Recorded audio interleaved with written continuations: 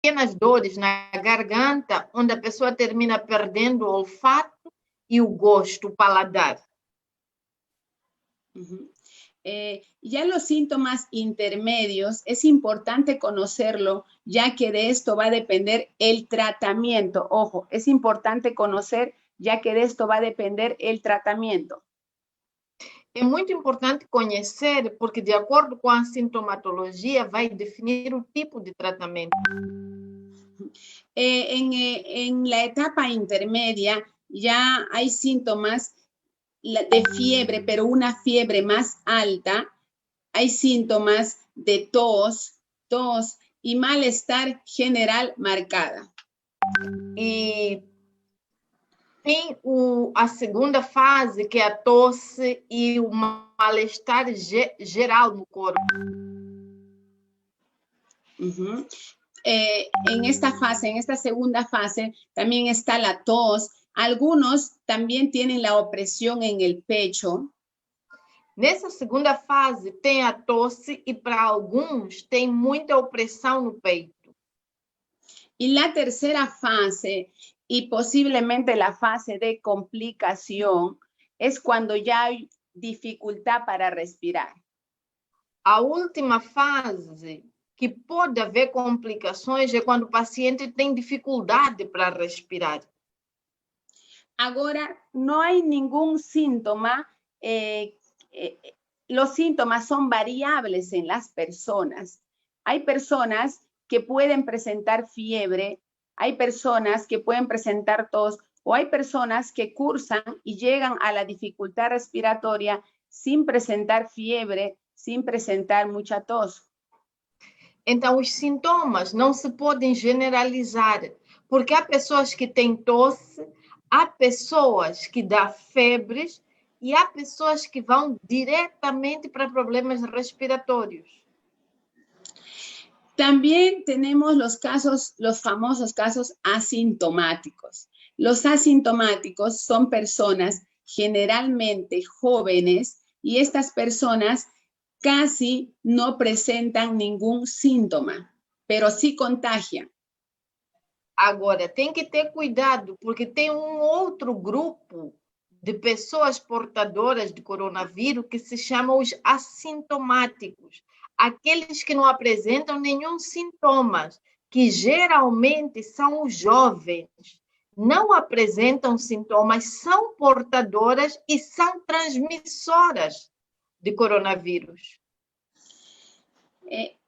Eso es la parte del cuadro clínico. Ahora vamos a ver la parte del diagnóstico, que es importante. ¿Cómo nosotros definir quién tiene la enfermedad del COVID-19? Eu primeiro falei da parte clínica, mas agora é importante verificarmos como fazer o diagnóstico dessas pessoas. Hasta ahora, uno de los diagnósticos más importantes es el hisopado o PCR para COVID-19. Duas provas importantes até o momento é o ensopado ou o PCR que se tem usado no momento. Este hisopado se toma la muestra nasofaringea y ya se puede tomar desde los primeros días de la enfermedad. Incluso se le puede tomar a los asintomáticos. A primeira prova, que é o ensopado, que colocam pelo nariz e vai até a faringe, essa prova pode detectar a enfermidade nos primeiros dias. E esse tipo de prova pode se aplicar no público em geral, incluindo os assintomáticos. Y la prueba, el PCR o hisopado, hasta ahora es el más importante, aunque nos da una especificidad de un 60-70%, pero es lo que hasta ahora en el mundo entero se tiene. E ambas as provas durante o diagnóstico, dá uma probabilidade certa de 60% a 70%, mas é o que está disponível no mundo inteiro. Ahora vamos a hablar de las famosas pruebas rápidas, estas famosas que en este tiempo han tenido varias críticas controversiales. ¿Por qué? Porque las pruebas rápidas en muchos lugares han estado dando muchos falsos positivos. Incluso hay pacientes que han estado con la enfermedad, en curso de la enfermedad, y les ha dado negativo.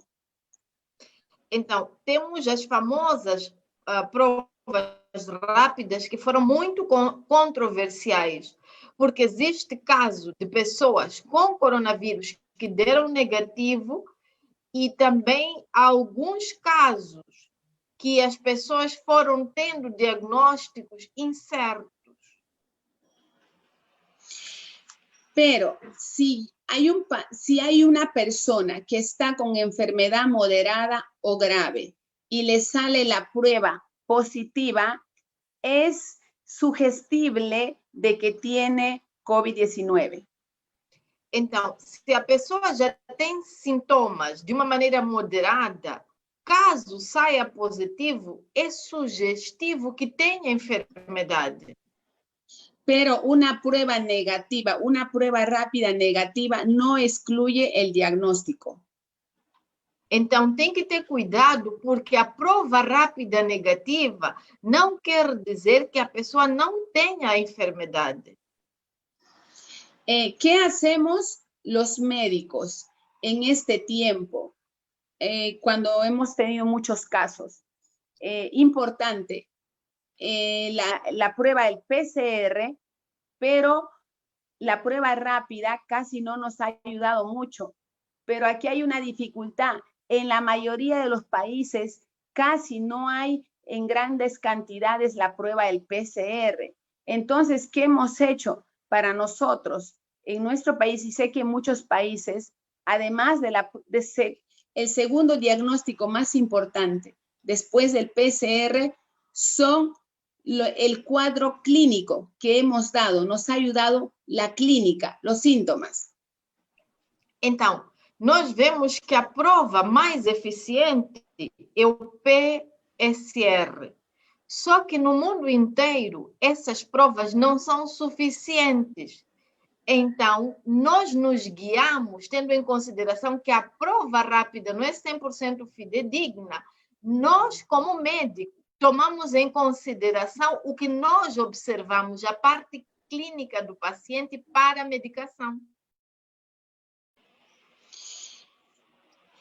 Por eso es importante que toda la población, no solamente los médicos, no solamente el personal de salud, sino toda la población en casa, adultos, jóvenes, niños, es importante en este tiempo que sepamos el cuadro clínico del COVID-19 y no lo podamos confundir con una alergia, no lo podamos confundir con otra enfermedad. Aquí es importante, no solamente del personal de la salud, sino de todas las personas que nos están oyendo, saber el cuadro clínico, porque esta es una enfermedad que está azotando a nivel mundial. Então, no mundo inteiro, essa enfermidade está assolando as pessoas. Como tal, não podemos ficar dependentes nos médicos. É muito importante que toda a população, de uma maneira geral, tenha conhecimento da sintomatologia dessa enfermidade para que não se perca ou confunda com uma pequena alergia. Então, é muito importante a divulgação da informação para todos, incluindo aqueles que não estão relacionados com sistemas de saúde, sejam pessoas jovens, adultas, para que elas possam monitorar sua própria casa. Y vamos a hacer un diagnóstico diferencial. Por ejemplo, las enfermedades que más se han confundido, e incluso al personal de salud les han hecho confundir, ha sido la rinitis alérgica, ha sido la neumonía bacteriana y las bronquitis bacterianas.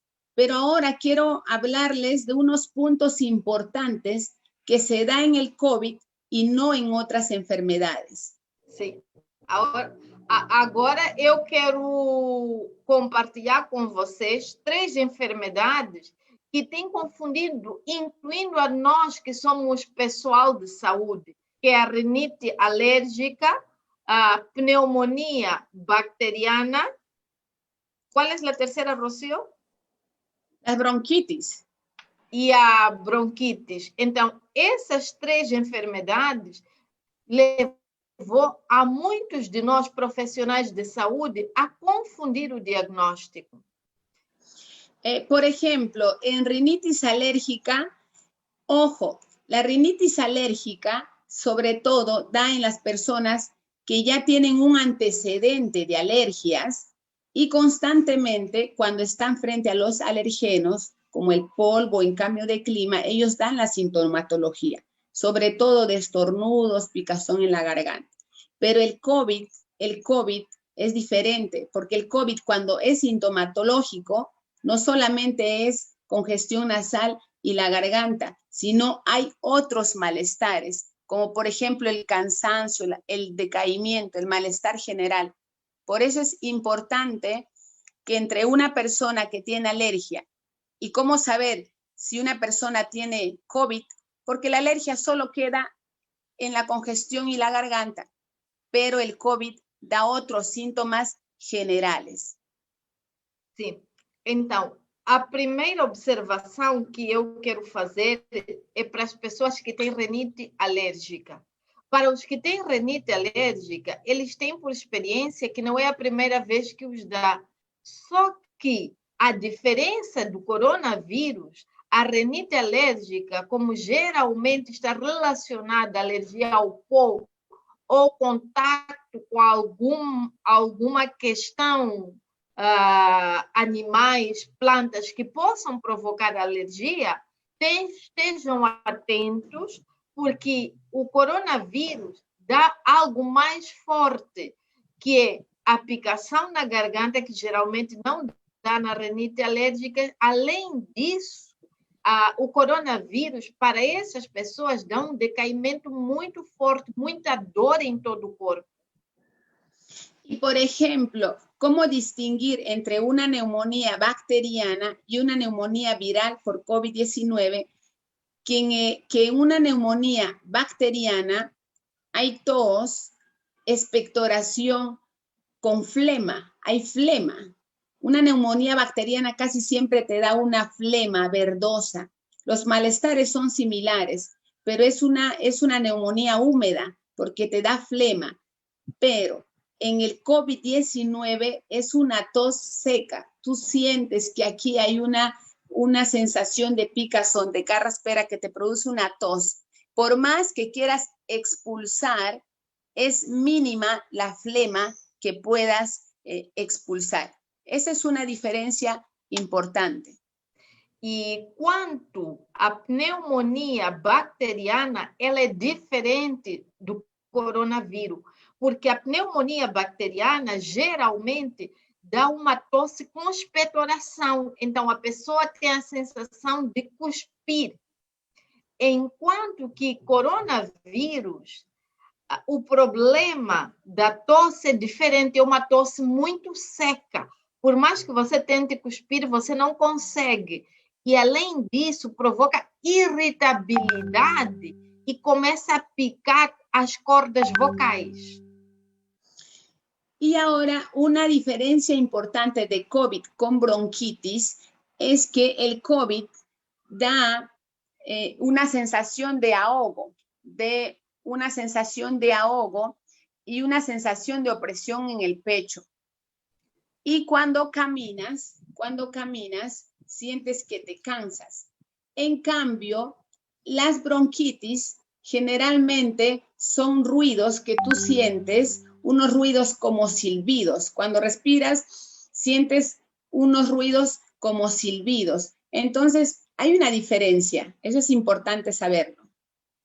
Então, Quanto à bronquite normal ou regular que nós estamos acostumados, quando nós escutamos o peito, a sensação é de como se tivesse um ruído, enquanto que o coronavírus, ela já tem outra sensação de fadiga e falta de ar, que é uma sensação totalmente diferente da bronquite que nós temos estado assistindo no dia a dia. Ahora vamos a ver el cuadro de severidad. ¿Cuándo cada uno de nosotros debemos preocuparnos o correr urgente al médico? Hay cuadros leves, sobre todo vamos a tomar dos parámetros importantes para ver la severidad. Y para eso es importante que la mayoría de personas, no solamente en el Perú, no solamente en Mozambique, en el mundo entero, debemos tener como parte de nuestro botiquín en casa un termómetro y un oxímetro.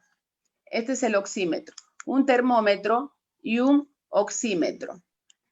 Y el oxímetro es un aparato que mide la oxigenación en nuestra sangre.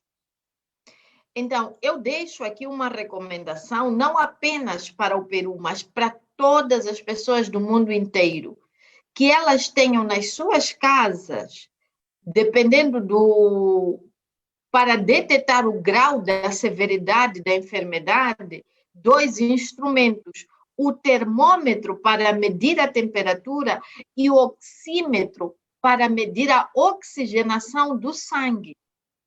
Este aparelho que ela tem na mão, a doutora Rocio, se chama oxímetro. ¿Por qué es importante el oxímetro? Porque nos va a venir la severidad del cuadro clínico. Y en este tiempo nos hemos dado cuenta que los países subdesarrollados, países tercermundistas, países que no tenemos desarrollado un sistema de salud con todas las condiciones, donde nuestro sistema de salud se ha visto colapsado. Entonces quiere decir que nosotros tenemos que empezar a cuidarnos, no solamente depender del sistema de salud, sino en nuestra casa de tener cuidados importantes, como tener el oxímetro y tener el termómetro. Então, em todos os países que se chamam países terceiro-mundistas, onde Peru e Moçambique ainda mais fazem parte, eu deixo a recomendação para ter esse tipo de equipamento, porque quando a pandemia se alastra, é comunitária, o sistema de saúde automaticamente colapsa.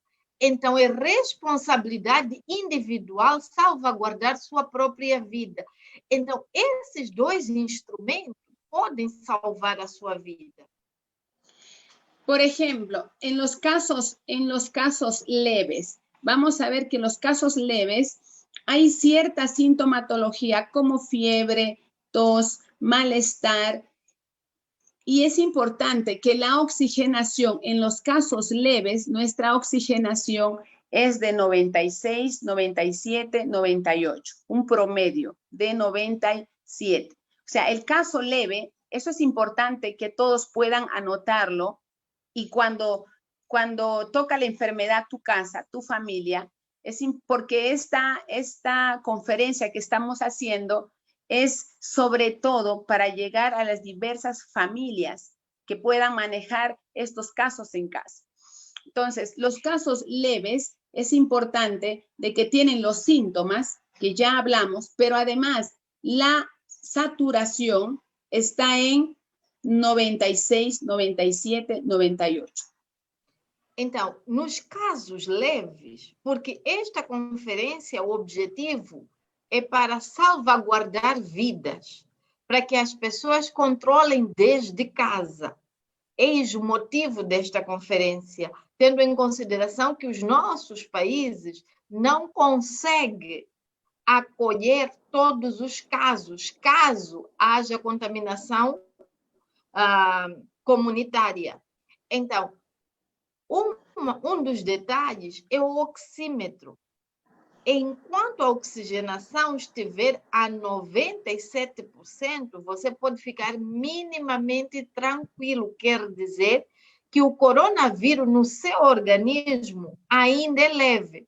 Só, doutora Rocío, há um detalhe. Há que ter cuidado com o tipo de oxímetro. Así es, así es. Bueno, y es importante tocar también este tema. Hay muchos oxímetros, incluso por la demanda del oxímetro, están viniendo muchos oxímetros de bajo costo, ¿no? La mayoría son chinos, pero si podemos adquirir uno que sea de una buena marca, ¿no? Que tenga unos buenos registros, es recomendable. En el Perú, las marcas, por ejemplo, el ChoiceMed, hay marcas que son considerables. Y si hay posibilidades de comprar marcas estadounidenses o europeas, son mucho mejor. Pero siempre es importante, para verificar si el oxímetro es bueno o no, tomarle a una persona sana. Y si la persona sana está por encima de 96, quiere decir que el oxímetro es validado. Então, quanto à questão do oxímetro, a doutora Rocío acaba de dizer que há que ter muito cuidado, porque por causa da demanda mundial, no Peru apareceram muitos oxímetros falsos, principalmente chineses. Então, é recomendável comprar uma marca que passou por controle de qualidade. Geralmente são marcas americanas ou europeias, mas caso você tenha uma marca simples como a única opção, prove em 2 ou 3 pessoas que não apresentam nenhum sintoma. Se a oxigenação estiver acima de 96, existe a probabilidade de que o oxímetro seja fidedigno. Ahora vamos a ver, hemos visto el caso leve. Ahora, ¿cómo saber un caso moderado? Ya sabiendo que en el caso moderado hay lesiones ya pulmonares. En el leve no hay lesiones pulmonares. En el moderado ya hay lesiones que probablemente ya hay focos neumónicos. ¿Cómo saberlo? Además de la sintomatología de tos, fiebre, malestar general, la oxigenación va a ir entre 94 y 96 aproximadamente. Então, primeiro caso que a doutora acabou de falar foram casos leves. Agora, quanto a casos moderados. Os casos moderados geralmente têm tosse, febre e mal-estar geral.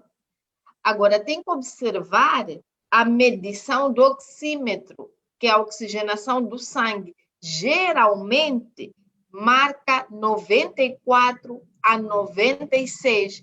E esses casos moderados já têm lesões nos pulmões. Y vamos a ver los casos graves o severos. Ojo, es importante diagnosticar estos casos graves o severos, porque son aquellos que si no se actúa en los síntomas tempranos, estos casos son los que fallecen. ¿Y cómo diagnosticar estos casos graves? 1, aumenta la respiración. La respiración normal aumenta y la persona se ve agitada, cansada. Y lo otro es importante, que la oxigenación ya es menor de 93. Puede ser 92, 90, 88. Então, temos os casos que chamamos graves ou severos.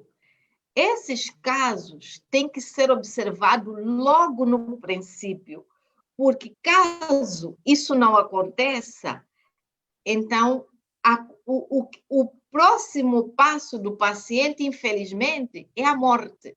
E esses casos, geralmente, quando começam coronavírus grave, as pessoas começam a ter falta de ar, começam a estar um pouco mais agitadas.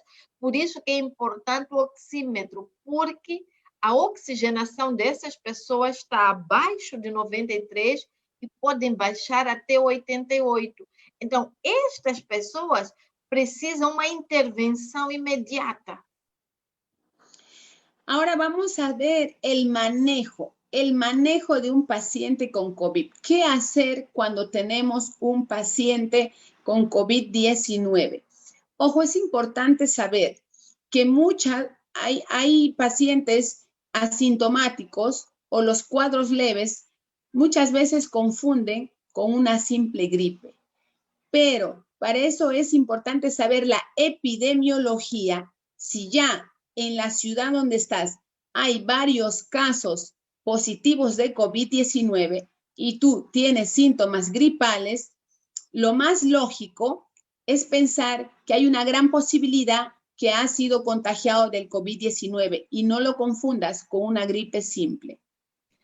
Então, a população precisa estar muito atenta. Se na cidade onde você se encontra tem vários focos de contaminação, então, mesmo que você suspeite de uma pequena gripe, tem que estar muito atento, porque existe uma grande possibilidade que não seja apenas uma gripe, seja a contaminação do coronavírus.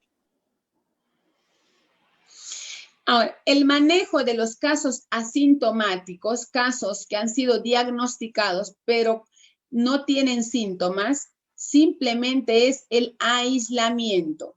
El aislamiento de 10 a 14 días, un promedio de 10 días, sin ningún tratamiento, solo aislamiento. Sim. Para casos de pessoas assintomáticas que não passam para esses estados moderados ou severos, que aparentam uma pequena gripe leve, o único tratamento que se faz é nada, não se dá nenhum medicamento. O que se faz é isolar essas pessoas para evitar que elas contagiem a outras pessoas. Si la persona ya tiene la enfermedad leve, quiere decir que hay sintomatología como picazón en la garganta, ligero malestar, fiebre, y solo eso, entonces se le recomienda dar medicamentos para la fiebre, como el paracetamol, y dar tratamiento sintomático. Si tienes rinorrea o congestión nasal, tomas un antigripal. Si te da la picazón en la garganta, igual te sirve un antigripal. O sea, es a esta persona aislarlo y darle un tratamiento sintomático para la gripe. Então, se as pessoas têm sintomas leves, similar à gripe, única medicação que se dá para a febre, uma espécie de paracetamol que vai ajudar a baixar a febre, e se tiver uma ligeira irritação na garganta, apenas o antigripal. Y si esta persona tiene síntomas leves, pero tiene síntomas leves, pero es una persona con riesgo, ¿y quiénes son las personas con riesgo? Personas que tienen otras enfermedades, como la diabetes, presión alta, o también las personas que son sobrepeso y obesos. En estas personas hay que estar vigilando los síntomas de complicación. Sí o sí deberían tener a la mano su oxímetro. Para os casos leves de pessoas que nós chamamos como médicos, pessoas de risco, pessoas com diabetes, ou outras enfermidades, em especial pessoas que estão acima do peso, é um grande risco para elas o coronavírus. Então, é imprescindível continuamente estar medindo a oxigenação do sangue com o oxímetro para assegurar que muito rapidamente não passe de um quadro para outro. Es importante no automedicarse. Ojo, solo dije antigripales. No automedicarse. No usar en este tiempo antibióticos, no usar inyectables, no usar otros medicamentos que no están recomendados. Então, eu quero deixar como médica uma recomendação. Evitem automedicação, porque podem colocar vocês mesmos em risco. Como o caso, há pessoas que correm para as farmácias para comprar antibióticos ou injetáveis. Eu quero recomendar que não façam. Hay 3 medicamentos que hasta ahora están en controversia. Por ejemplo, la hidroxicloroquina, la acitromicina y la ivermectina. 3 medicamentos que están en controversia a nivel mundial. 3 medicamentos, hidroxicloroquina, acitromicina y ivermectina. A nível mundial, existem 3 medicamentos que estão em controvérsia, que é a hidroxicloroquina, a azitromicina e a ivermectina. Pero les voy a contar nuestra propia experiencia. Y en nuestra experiencia he estado usando estos medicamentos, pero el que más ha estado resultando en muchos pacientes ha sido el uso de ivermectina. Personalmente lo he usado y las personas han tenido una buena recuperación con la ivermectina. No meu caso específico, agora eu estou falando da minha experiência como médica no tratamento nesse período do coronavírus aqui no Peru. O medicamento mais eficiente que foi usado e que eu fui testemunha ocular foi a ivermectina, foi o medicamento mais eficiente para salvar vidas. Y ahora vamos a ver el tratamiento de los casos moderados.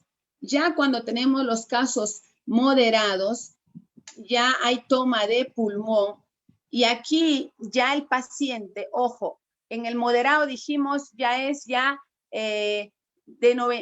menos de 95, 94, 93, de 93 hasta 96. Y este paciente necesita hacerse un seguimiento médico. Cuando ya llevas con la saturación que está en 94, 93, tienes que estar con un seguimiento médico, porque ya en esta etapa vas a necesitar exámenes de laboratorio especiales, vas a necesitar radiografía de tórax, una tomografía, para que diga exactamente cómo está tu sistema respiratorio. No caso de coronavírus, no nível já moderado, o paciente definitivamente precisa de assistência médica contínua. Por quê? Porque a oxigenação já está abaixo de 94%. Então, abaixo de 94%, a vida do paciente está em risco. Então, ele precisa de serviços médicos e para que possa fazer alguns exames aos pulmões, tomografia ao pulmão, para ver que áreas do pulmão já foram afetadas, para a posterior os médicos saberem exatamente o que devem fazer com o paciente. Hasta ahora no hay ningún medicamento que tiene la cura para el coronavirus. Se ha estado usando en diferentes lugares con controversias, la acitromicina, la ivermectina. Ha habido medicamentos como el tocilizumab, hay un antiviral que lo están vendiendo como el remdesivir, pero aún no hay ningún medicamento que es directo, efectivo para la cura del COVID-19. Como o coronavírus é uma doença nova no mundo, não existe nenhum medicamento 100% que garantize a cura.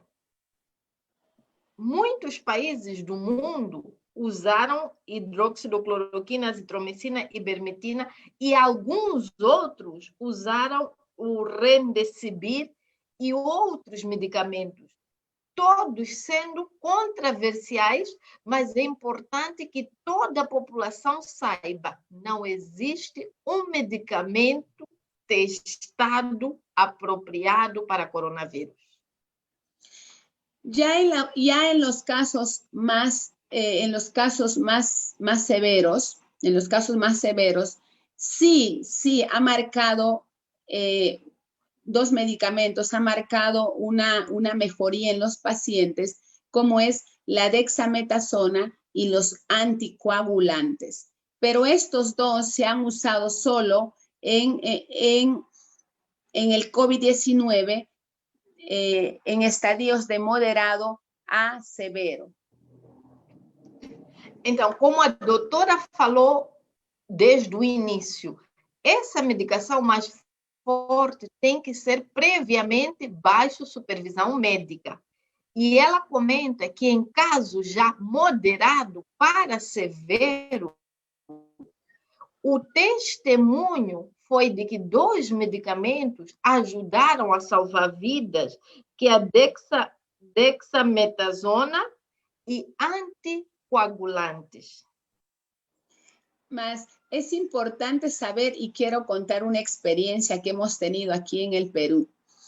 Y creo que nosotros hemos sido afortunados en que llegue el COVID-19 tardíamente, ya que eso no tuvieron la oportunidad los países asiáticos ni los europeos, pero nosotros sí aprendimos de ellos, porque ellos tuvieron muchas muertes, pero nosotros aprendimos qué tratamientos ya se podía usar.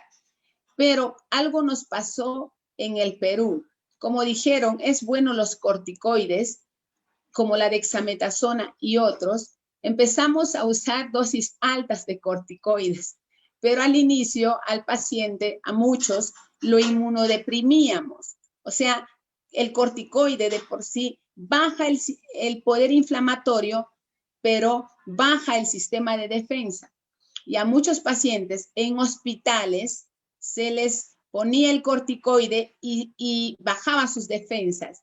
Y el paciente, generalmente, muchos de ellos vivieron, pero muchos de ellos fallecieron. ¿Por qué? Porque se quedaron con un nivel bajo de defensa y murieron por otras complicaciones. Sim, apesar da desgraça que foi no Peru, nós já aprendemos com experiências de outros países, porque o Peru, o coronavírus, quando atacou de maneira comunitária, ou continua atacando, porque os níveis são altos, primeiro foi no continente asiático, China e esses países próximos. Então, eles foram tentando as primeiras medicações, depois a Europa foi o continente assolado. Então, nós aprendemos com os erros e acertos deles, porque eles tinham menos base do que quando a pandemia chegou de uma forma assoladora aqui no continente americano. Só que, no princípio, nós aqui no Peru acabamos perdendo vidas. Por quê? Porque sabíamos que corticoides era importante para o tratamento de coronavírus. Só que corticoides não deve ser usado na fase inicial, porque na fase inicial corticoides baixa o sistema imunológico. Então, se a pessoa tiver outras enfermidades, automaticamente, imediatamente, morre pelas outras enfermidades relacionadas, porque o seu sistema imunológico baixa consideravelmente. Essa foi a minha experiência direta no campo. Pero lo que ahora está dando buenos resultados en pacientes de moderados y severos son corticoides, pero a una dosis bajas, a dosis reguladas por el médico. más los anticoagulantes están dando buenos resultados. Pero ojo, siempre el médico tiene que estar detrás de ello. Si el paciente se automedica y hace un mal uso del corticoide, posiblemente no va a haber una mejoría como debe ser. Mais uma vez, a doutora continua reforçando que o que ela está falando da medicação está compartilhando para médicos. Não está incentivando a população a fazer automedicação, porque a automedicação pode ser muito perigosa. Então, como médica, o que ela vê é que o médico pessoalmente tem que avaliar cada paciente e ver a quantidade de corticoides a aplicar. Mas a experiência dela como médica em casos de coronavírus, quanto menor for a quantidade, melhor é para o paciente, diferente de anticoagulante. Anticoagulantes, até o momento, não viram reações adversas. Les cuento algo importante. La mayoría de pacientes que han estado hospitalizados han quedado con secuelas post-COVID. Y las secuelas que son síntomas como dolor de espalda, cierta opresión en el pecho. Algunos quedan con fibrosis pulmonar, que en el tiempo se va a ir viendo si hay o no mejoría, pero ya es una secuela. Y todos estos pacientes post-COVID también tienen que llevar un tratamiento. El tratamiento más importante para los post-COVID es la reabilitação. Infelizmente, coronavírus não é uma enfermidade que você se recupera e está tudo bem. É uma enfermidade que deixa muitas sequelas no paciente. Infelizmente, alguns vão recuperando gradualmente. Outros ficam com sequelas para toda a vida, incluindo com certas lesões graves no pulmão. Por isso, os pacientes que se recuperam do coronavírus, pela nossa experiência aqui no Peru, vários casos, eles precisam de um tratamento contínuo por meses. Pero ahora voy a aprovechar la oportunidad para decirles, para mí, yo creo que para muchos personales de la salud, hay un importante tema que tratar y hay una medida y el tratamiento más importante es el tratamiento y las medidas preventivas. Para nós, que somos pessoal de saúde, e para todas as pessoas no geral, eu quero deixar um alerta, que o melhor para o coronavírus são medidas preventivas. Por ejemplo, y voy a tocar aquí cuatro puntos. El primer punto es el protocolo establecido a nivel mundial de las medidas preventivas. El protocolo que ya la mayoría conocemos, pero no todos los practicamos, que es el uso de la mascarilla, que es el distanciamiento más de 1,5 metros, la higiene de las manos, que es súper importante, y estar en lugares bien ventilados. Sim. O primeiro protocolo dos 4 que eu quero falar, os protocolos mundiais, que supostamente em todos os países do mundo já se sabem, o primeiro protocolo preventivo é manter o distanciamento social, o uso das máscaras. As pessoas não podem tirar as máscaras, só que tem um porém, tem que usar máscaras que não sejam permeáveis, porque muitas pessoas estão usando, por exemplo, em Moçambique, um pedaço de capulana é permeável, o ar passa. E outra coisa é manter o espaço com bastante ventilação. Então, essas são medidas a nível mundiais publicadas já pela OMS, que todo cidadão de toda parte do mundo deveria cumprir para cuidar da sua saúde e cuidar da saúde dos outros.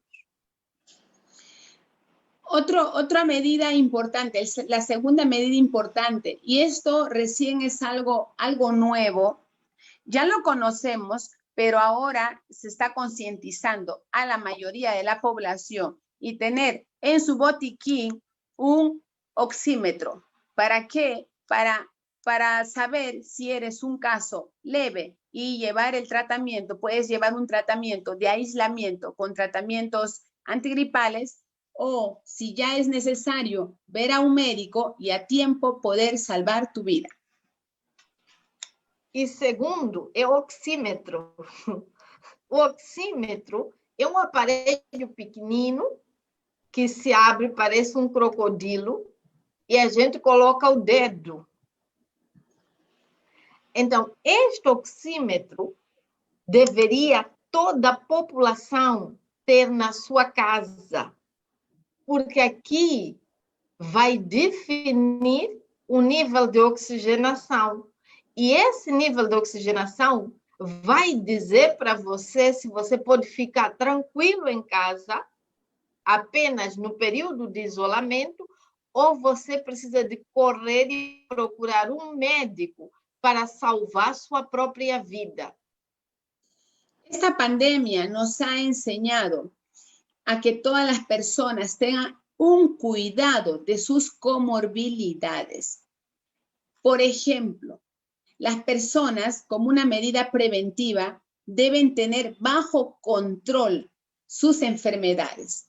Por ejemplo, los diabéticos, que sus glucosas estén lo más normal posible, que lleven su tratamiento.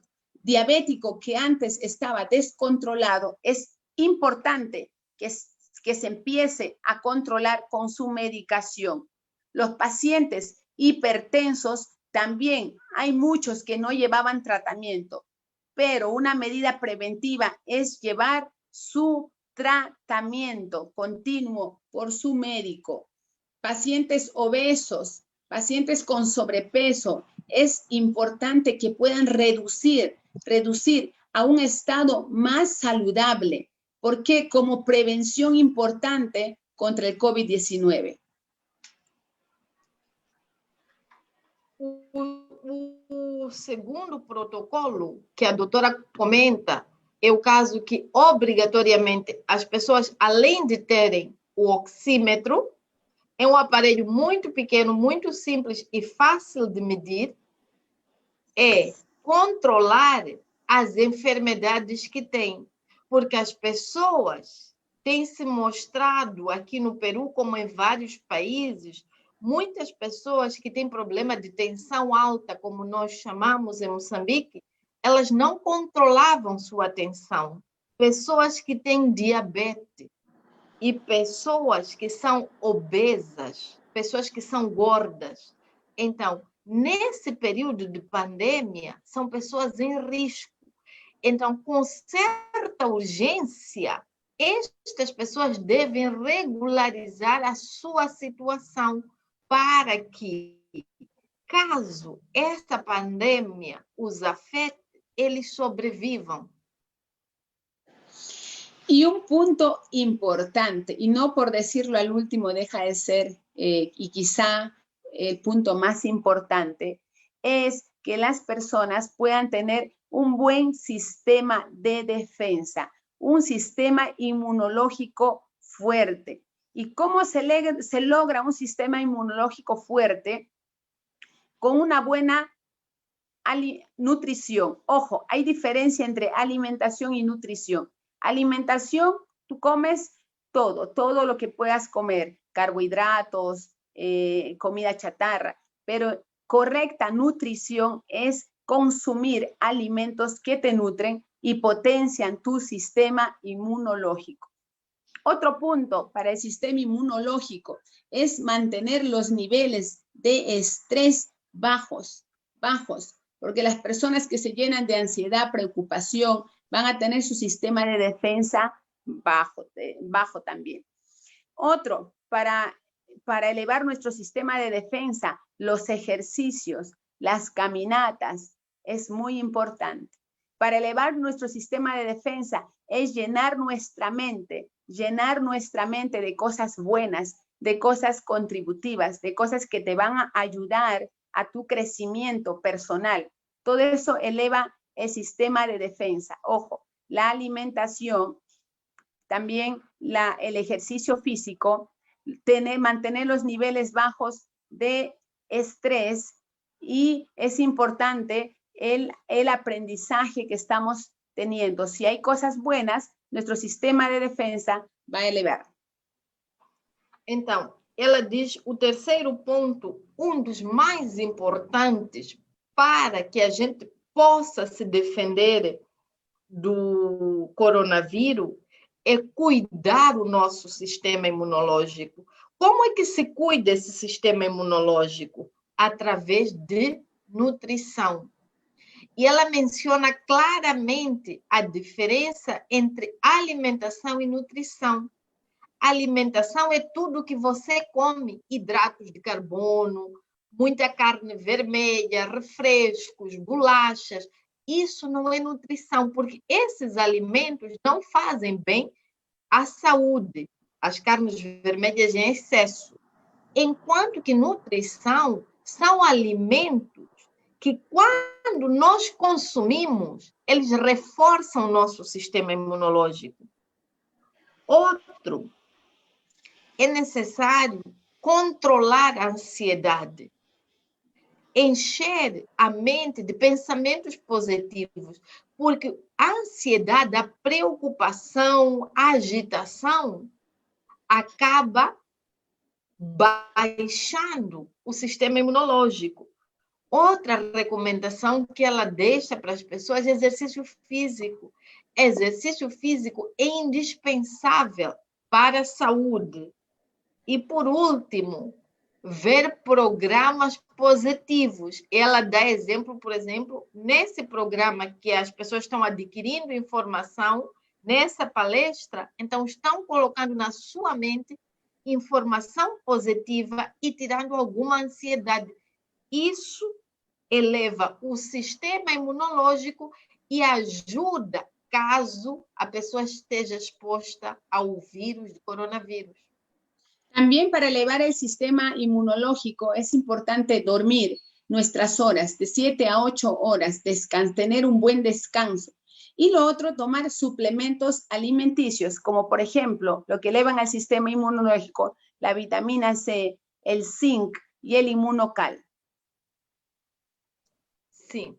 E outra informação que ela está dando, existe uma espécie de vitamina chamada imunocal.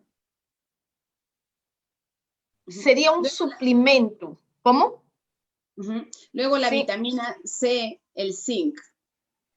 A vitamina C, o zinc e o medicamento próprio chama-se imunocal. Eu não sei se no nosso país isso está disponível, o imunocal. Bueno, hemos hablado de una forma, hemos tratado de embarcar casi todo el tema de COVID. Es un tema muy amplio. Hemos tomado por pinceladas situaciones importantes, así que ahora vamos a ir con todas las preguntas que tiene el público. Estamos atentos. Sí, acá está una de las preguntas que está haciendo a Kingros Musipo. Como as perguntas já estão no Facebook em português, eu vou diretamente para o espanhol. Él hace pregunta que hay mucha información en las redes sociales que la gente está bastante perdida, no sabe lo que es cierto, lo que es correcto. Él habla del limón, el ajo, el quión, y después hay otra persona que es el Maconi Felisberto, que habla de la eficiencia de las pruebas, que ya fue hablado, pero él pregunta la cuestión de las vacunas. ¿Qué es lo que usted, como médico, y cuál es la postura en el Perú de las vacunas rusas? Muy buenas preguntas. el ajo, la cebolla, todos estos alimentos, de una u otra manera nos dan vitamina. Por ejemplo, los cítricos nos dan vitamina C. Muchos de estos nutrientes nos dan vitaminas a nuestro organismo. ¿Son buenos? Sí son buenos. ¿Que debemos consumirlos solo en época de COVID? No, debemos consumirlos siempre. Si en nuestra dieta podemos añadir casi todos los días el ajo, el quión, los diferentes cítricos, las verduras como tal, realmente nos va a ayudar a potenciar nuestro sistema de defensa. A doutora diz sim, a pergunta que o senhor King fez. O alho, a cebola, alimentos com vitamina C, que são os cítricos, não devem ser consumidos apenas por causa do coronavírus. Esses alimentos deveriam ser consumidos todos os dias das nossas vidas, por quê? Porque são alimentos nutritivos para o organismo. E como são nutritivos, nos protegem de todo tipo de vírus. O organismo torna-se mais forte para encarar qualquer tipo de enfermedade. ¿Y sobre las vacunas? Sobre las vacunas, también es un asunto bastante estudiado y controversial. Ya están las vacunas rusas, están muchas de las vacunas, incluso en Estados Unidos ya están también sacando y probándolo en humanos. Incluso el país de China ha venido aquí a Perú a hacer las pruebas de las vacunas. Aún no hay nada definido, porque hay incluso reacciones adversas que se están dando, reacciones adversas que se están dando en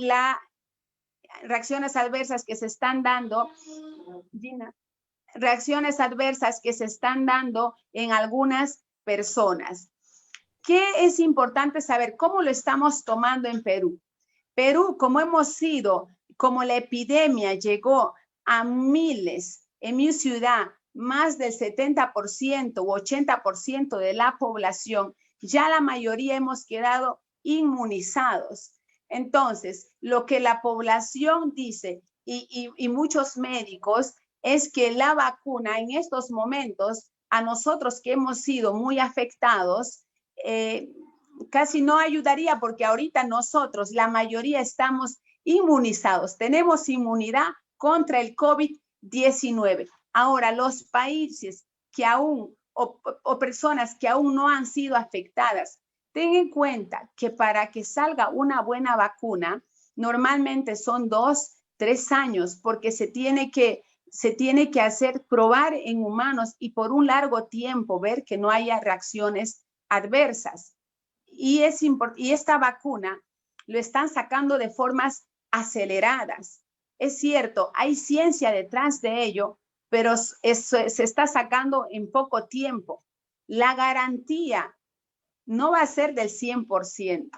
Por eso, mi sugerencia, mi recomendación, la mejor vacuna es la prevención. La mejor vacuna es tener tu sistema inmunológico fuerte.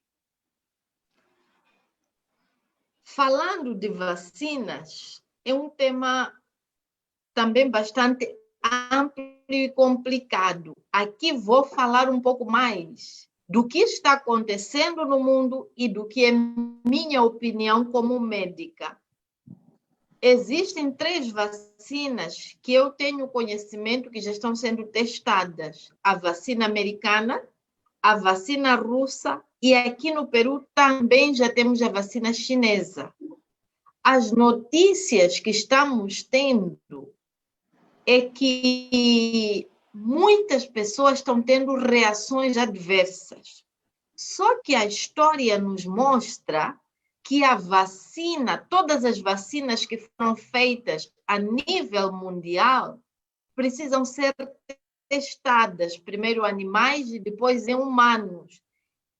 E esse teste tem que esperar para observar. O que acontece? Essas vacinas são vacinas à la minuta.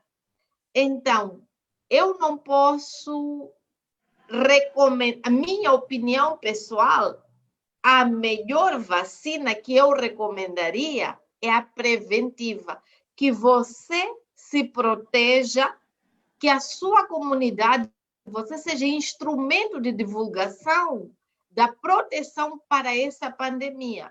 Mas as vacinas, na história, levam 2 a 3 anos para serem produzidas.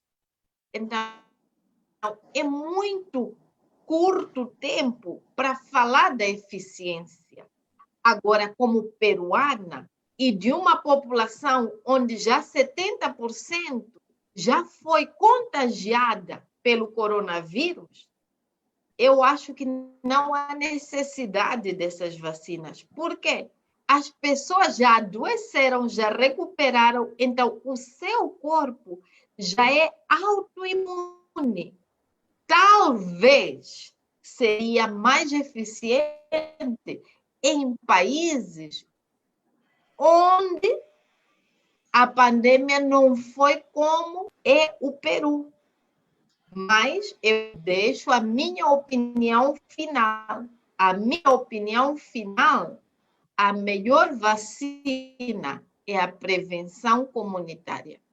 Agora, Rocío, doutora Rocío, Sí. el tiempo nos está ganando, pero voy a hacer por lo menos una pregunta o dos que me llama la atención.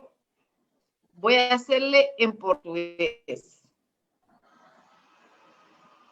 Por exemplo, os Estados Unidos da América têm mais de 328 milhões de pessoas. E mais de 196 mil pessoas, infelizmente, perderam a vida. A nível de quantidade, ocupa número 1 do mundo. Brasil tem 209 milhões de pessoas. Está em terceiro lugar em quantidade, com 131 mil falecidos. Peru, que tem apenas 10% da população dos Estados Unidos, e foi o país mais radical nas medidas de quarentena, é considerado um dos países com mais mortes no mundo pela população. Que experiência deixaria para o resto do mundo? Es una importante pregunta.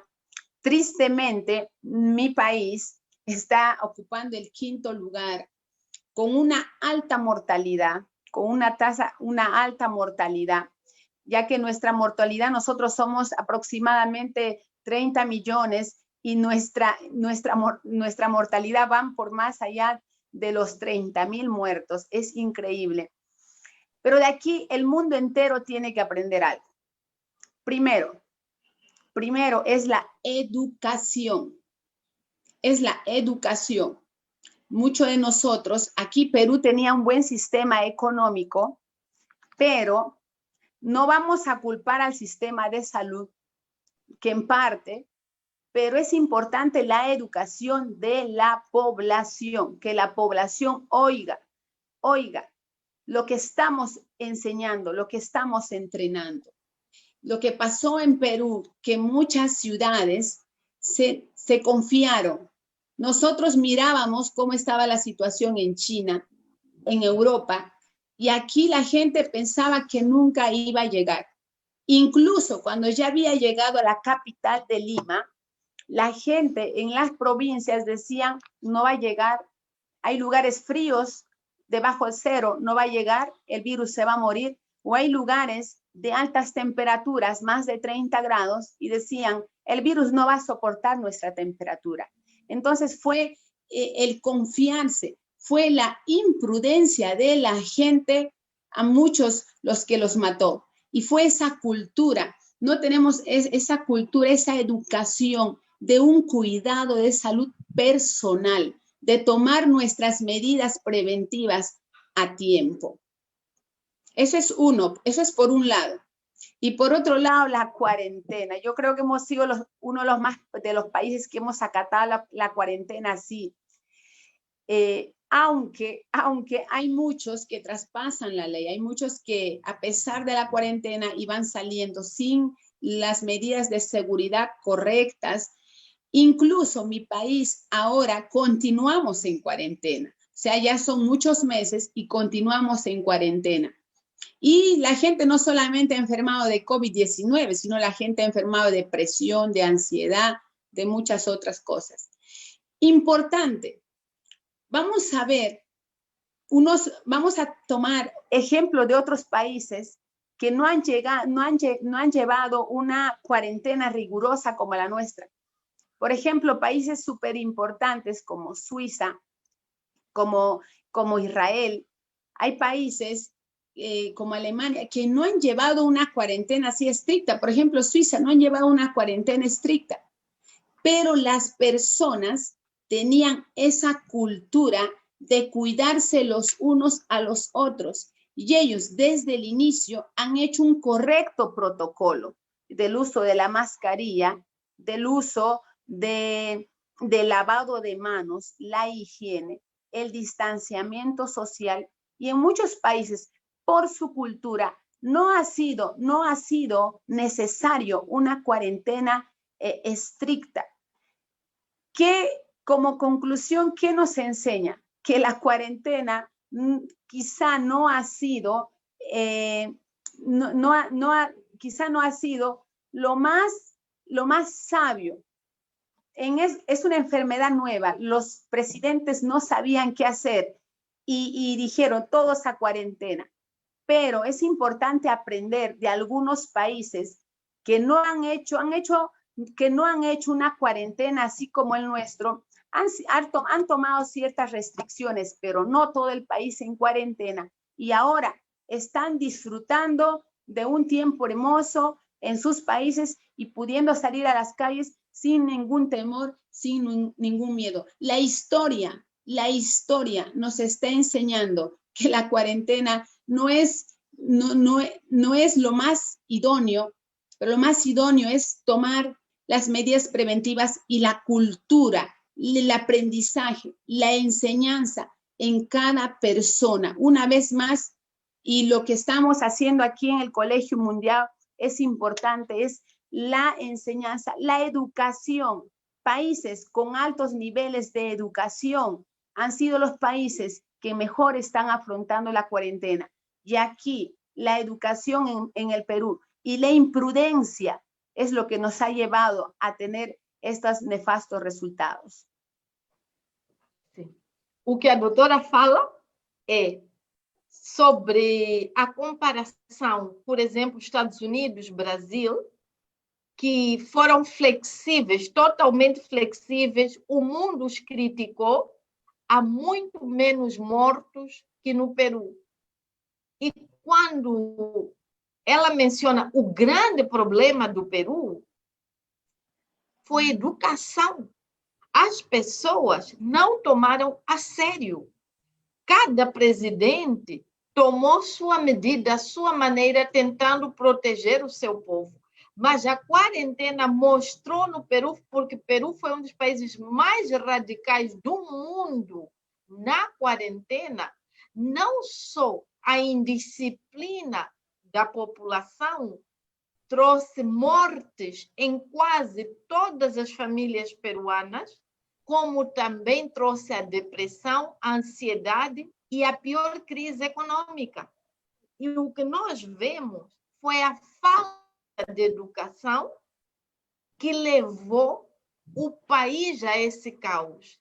E é importantíssimo o que o colégio está a fazer. Está educando a sociedade. Um país como o nosso, que tem muito poucos casos, infelizmente, houve perdas humanas. Peru e Moçambique têm praticamente a mesma população, o que nós vemos. A mesma população, Moçambique e Peru, mas Moçambique, apesar de ser perdas, são apenas 131 mortos. O Peru tem mais de 30 mil e é um país cuja estatística não é 100% fiel. Existem muito mais mortos do que está registrado, o dobro ou o triplo. Então, como tal, a educação das pessoas, as pessoas não foram responsáveis. No caso de Israel, no caso de Suíça, não tiveram a quarentena que nós tivemos, mas a população tinha educação suficiente de proteger a si mesmo e proteger o próximo. Hoje, as famílias não estão chorando como as famílias peruanas. As pessoas estão podendo levar uma vida normal, saindo à rua, quase tudo aberto, as escolas reabriram. Então, que este ensino do Peru sirva para os nossos países, que os casos são muitíssimo poucos comparativamente ao Peru. No Peru, quase toda a família perdeu pais, tios, avós. Há famílias que morreram pais e filhos. Então, nós queremos deixar esse alerta. Eis o motivo pela qual nós criamos esse programa. Agora, no mês de outubro, que a 12ª classe em todo o país está retornando às aulas, que haja uma sensibilidade, que as pessoas possam compartilhar esses ensinamentos. Por quê? Porque estão salvando a sua própria vida, estão salvando aquelas pessoas que você as ama, e a comunidade geral, e o nosso sistema de saúde é muitíssimo pior que o sistema de saúde do Peru. ¿Cuáles son sus palabras finales, doctora Rocío? Porque ya nos excedemos 16 minutos. Para mí ha sido un placer poder compartir con toda la población de Mozambique, de Perú y el mundo entero. Solamente decirles que es importante que nosotros, cierto, la población, no podemos hacer mucho contra nuestro sistema de salud. Casi todos los sistemas de salud a nivel mundial han colapsado. Pero lo que sí nos queda en este tiempo a nosotros es instruirnos, es la salud, es llevar a cabo todos los protocolos. Y es importante todo de la mano de Dios, porque los países como Brasil, como Estados Unidos, que han sido países que han estado orando y clamando, han tomado las mejores decisiones. Un gusto. O que a doutora Rocío diz que, apesar de todo o problema de saúde, ela crê em duas coisas: responsabilidade individual, onde a pessoa é responsável pelos seus atos, mas também no que ela crê, no que eu creio, buscar a Deus em primeiro lugar. Então, nesse momento, nós, como Colégio Mundial, como uma escola com princípios cristãos, queremos agradecer a presença da doutora Rocío, queremos agradecer a presença de todos que estiveram aqui conosco.